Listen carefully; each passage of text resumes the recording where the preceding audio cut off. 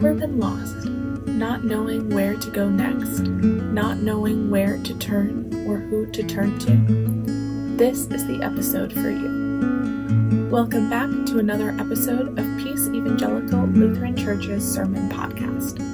Today, we begin celebrating Epiphany with Gospel reading Matthew chapter 2, verses 1 through 12. Listen until the end to hear God's solution for losing our path as we begin 2026.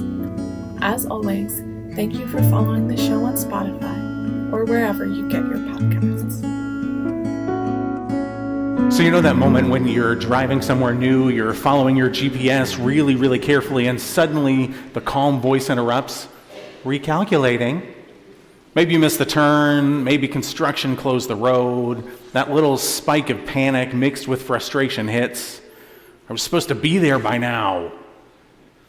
Here's what I love about the Epiphany story. It's basically the Bible's way of saying recalculating. The wise men missed the turn. They asked directions at the worst possible gas station, Herod's palace of all places, and yet God still gets them there. Even better, God updates their route home. We're sitting here on New Year's weekend with our fresh calendars and hopeful resolutions, hoping 2026 goes according to plan. But what if the good news isn't that you finally get it right? What if the good news is that God specializes in recalculating? What if the journey is less about staying on course and more about trusting the voice that says, I've got you. Let's try another way. Let me set the scene. These scholars, we call them wise men or magi, see a star. They're astronomers, intellectuals, spiritual seekers from the east, traveling together towards something they can barely name. They're doing some things right. They look up, actually paying attention to the light. They travel together, not alone, and they're searching for a newborn king. So far, so good, right? But then they make what scholar Warren Carter calls an extraordinarily naive decision. They walk straight into Herod's palace and ask, where's the child born king of the Jews? For so-called wise guys, this is a dangerous question. In the Roman Empire, Rome only appointed legitimate kings. An unappointed rival king wasn't just unusual, it was treason. So the Bible tells us that Herod was frightened and all Jerusalem with him. That's the ripple effect of tyranny. When the ruler panics, everyone panics. And what does Herod do? He deploys what one scholar says his four strategies of tyrants: allies, spies, lies, and infanticide. He summons his allies, the chief priests and the scribes, who tell him the Messiah is supposed to be born in Bethlehem. He turns the magi into spies, saying, go find this child, then report back so I can worship him too. He lies because he wants to kill Jesus, not worship him. And when the magi don't return, he orders the murder of every male child 2 years and under in Bethlehem. This is the world that Jesus is born into. Tyrant versus toddler, empire versus infant, and the Magi just led the wolf straight to the lamb. It's a catastrophe, a navigation disaster of biblical proportions. And yet, here's where God recalculates. Matthew 2:12. And having been warned in a dream not to return to Herod, they left for their own country by another road. Another road, another way, a different route home. We can read this as just geography, smart travel planning maybe, but the gospel's telling us something deeper. This isn't just about roads, it's about resistance. Another way refuses Herod's agenda. It stops the tyrant's will. It says, we're not cooperating with your empire anymore.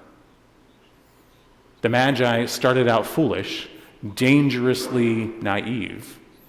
But somewhere between the manger and the journey home, they were changed. They became people who recognized and even refused to serve the king. God didn't prevent their mistake, but God did intervene. Through a dream, God protected Jesus by recalculating their path. And the Magi listened. They didn't say, but we promised Herod. They said, okay, another way. Let's go.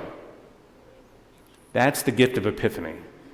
Not perfection, not a route without wrong turns, but the courage to change direction when the Spirit says recalculating. Notice something else. The Magi brought gold, frankincense, and myrrh, expensive, impractical gifts for a baby, like showing up to a baby shower with a 401k contribution instead of diapers. Frederick Buechner writes, for all their great wisdom, they overlooked the one gift that the child would have been genuinely pleased to have someday, and that was the gift in themselves and their love. We're good at bringing God our tokens, our donations, our attendance, our thoughts and prayers. But the journey that God has invited us into requires us, our actual bodies showing up, our willingness to be changed, our refusal to cooperate with systems that hurt people even when it costs us something. The Magi didn't just bring gifts to the manger. By the time they left, they brought their disobedience to Herod. That was the real offering. So as we step into 2026, let me ask, what if the invitation isn't to finally stay en route? What if our job isn't perfection, but responsiveness? Not getting it right the first time, but being willing to hear that voice say, I've got you. Let's try another way. The Magi teach us three things about traveling another way, or traveling by another way. First, look up. They paid attention to the star, not to Herod's propaganda, but to the light. Where is the light calling you in this new year? Second, travel together. The Magi didn't go alone, friends. Whatever another way means for you, resisting injustice, changing harmful patterns, choosing love over fear, you need companions. Third, kneel.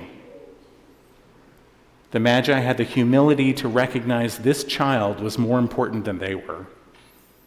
We are not the center of our own lives. Christ is. And honestly, that's a relief. The pressure's off. Friends, the star still shines. The journey still continues. And when the voice says recalculating, when life doesn't go according to plan, when you find yourself lost or face to face with empire, remember God specializes in getting us home by another way, a better way, a way that doesn't serve Herod's empire but kneels before the grace of a toddler who will grow up to say, I am the way, the truth, and the life. Today we share a tradition of sharing star words that guide our new year. During communion, as you come up to receive, you'll find a bowl of stars right here at the front. Whether you're 9 or 90, I invite you to reach in and take one word, like hope or justice, to pray with and hold on to this year. Grab one.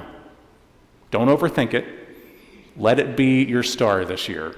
The thing that you look up toward when you need recalculating. Because you're not navigating 2026 alone. There's a light, there's a community traveling with you, and God is still in the business of getting us home by another way. The light is still leading. Follow it together into 2026. Recalculating. Route. Updated. Amen. That's this week's episode of Peace Lutheran Sermons podcast.